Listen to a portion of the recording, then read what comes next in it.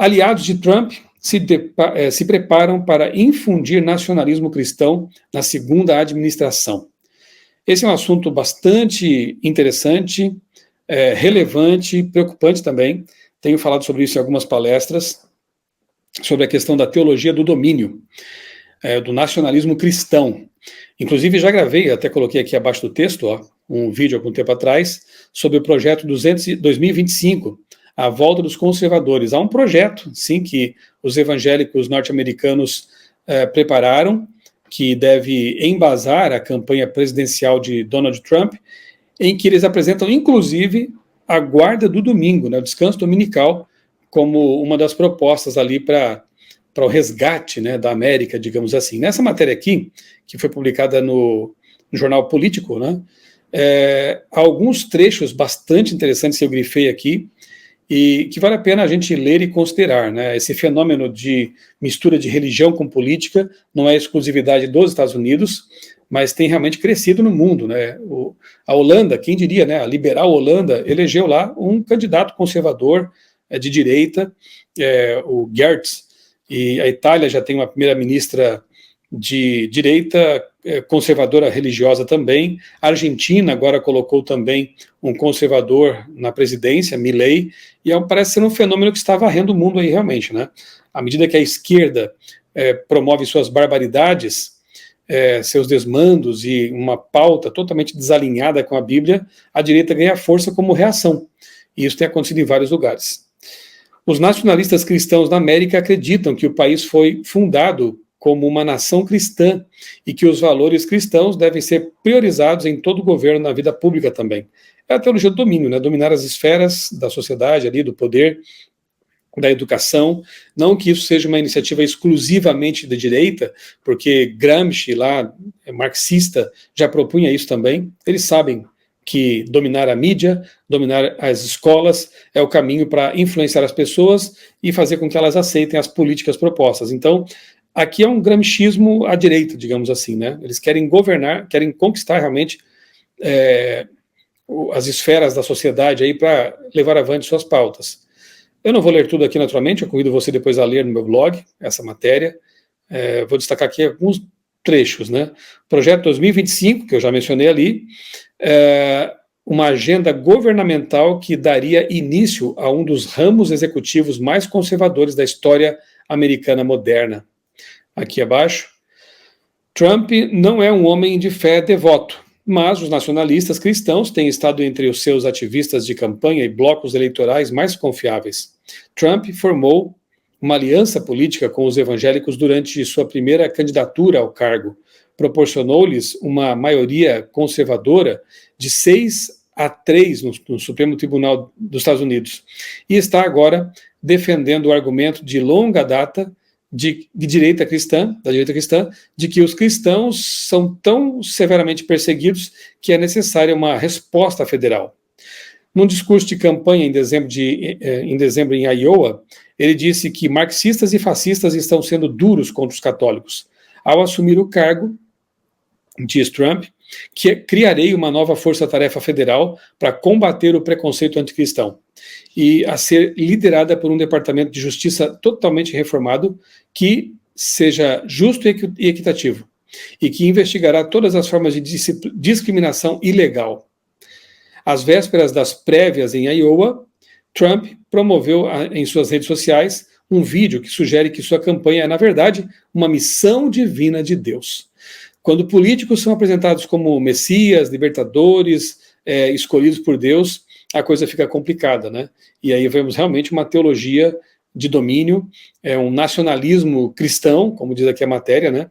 E mistura de política com religião que nunca foi saudável em toda a história. Quando o Estado e a religião dão-se as mãos, sempre haverá uma minoria que não vai se alinhar com todas as decisões e vai sofrer. De início, obviamente que parece ser vantajoso para os cristãos terem governantes que defendem as pautas próprias, né, e identificadas com o cristianismo, como a não defesa do aborto, a não legalização das drogas, a não contaminação, né, ideologização das escolas com ideologias como a ideologia queer ou de gênero e coisas assim. Então, a princípio, realmente pode parecer uma grande vantagem, mas com o passar do tempo, esses governos acabam se tornando um tanto limitadores de liberdades, especialmente para as minorias religiosas. E isso realmente é profético. Nós entendemos que para que as bestas do Apocalipse 13, possam avançar com suas pautas, digamos assim, é preciso que haja um cenário religioso. Então haverá realmente um predomínio da religião, uma aliança, já sabemos disso também, né, uma aliança, quem já leu o livro Grande Conflito sabe muito bem disso, uma aliança entre a religião romana e o protestantismo apostatado nos Estados Unidos. Então essa união é que vai promover realmente uma perseguição àqueles que não se alinharem com as ideias propostas. Em 2019, o então secretário de Estado de Trump, Mike Pompeo, criou uma comissão federal para definir os direitos humanos com base nos preceitos descritos por Vought, especificamente a lei natural e direitos naturais. A lei natural é a crença de que existem regras universais derivadas de Deus, que não podem ser substituídas pelo governo ou pelos juízes. Embora seja um pilar central do catolicismo, nas últimas décadas tem sido usado para se opor ao aborto, aos direitos LGBTQ, e a sigla é maior do que isso, né? E à contracepção. Vought vê a missão dele e da sua organização como renovar um consenso na América como uma nação sob Deus. Aí está, o verdadeiro nacionalismo cristão, né? Usar os seus cargos administrativos para promover a doutrina cristã e imbuir a política pública com ela. Ou seja, religião mesclada mesmo com a política pública. A América deveria ser reconhecida como uma nação cristã, onde os nossos direitos e deveres são entendidos como vindos de Deus, escreveu Vought há 2 anos na Newsweek, na revista Newsweek. Nacionalismo cristão é, na verdade, uma descrição bastante benigna e útil para aqueles que acreditam na preservação da herança judaico-cristã do nosso país. Declarações muito fortes, né, muito interessantes e proféticas, né? Flynn está atualmente focado em recrutar o que ele chama de exército de Deus, enquanto ele invade o país promovendo sua visão de colocar o cristianismo no centro da vida americana. E assim, o Estado laico vai por água abaixo, né? É bom lembrar que na primeira gestão, Trump já dizia que uma de suas intenções era acabar com a emenda Johnson, justamente aquela emenda constitucional que separa Estado de igreja. Ele queria eliminar isso e fazer com que houvesse uma igreja estatal, um Estado controlado praticamente pela religião. O esforço para imbuir as leis com princípios bíblicos já está em andamento em alguns estados. No Texas, os apoiadores conservadores cristãos pressionaram a legislatura para exigir que as escolas públicas exibam os 10 mandamentos em todas as salas de aula.